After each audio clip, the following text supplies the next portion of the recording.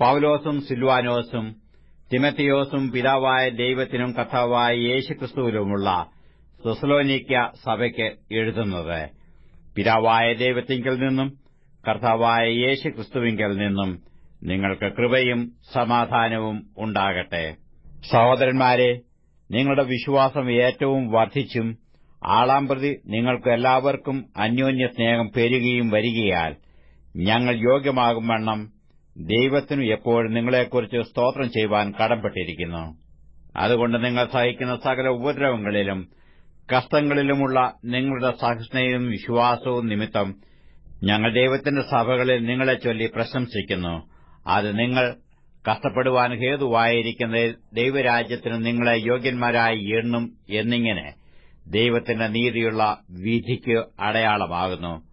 കർത്താവായ യേശു തന്റെ ശക്തിയുള്ള ദൂതന്മാരുമായി സ്വർഗ്ഗത്തിൽ നിന്ന് അഗ്നിജ്വാലയിൽ പ്രത്യക്ഷനായി ദൈവത്തെ അറിയാത്തവർക്കും നമ്മുടെ കർത്താവായ യേശുവിന്റെ സുവിശേഷം അനുസരിക്കാത്തവർക്കും പ്രതികാരം കൊടുക്കുമ്പോൾ നിങ്ങളെ പീഡിപ്പിക്കുന്നവർക്ക് പീഡയും പീഡ അനുഭവിക്കുന്ന നിങ്ങൾക്ക് ഞങ്ങളോടുകൂടെ ആശ്വാസവും പകരം നൽകുന്നത് ദൈവസന്നിധിയിൽ നീതിയല്ലോ.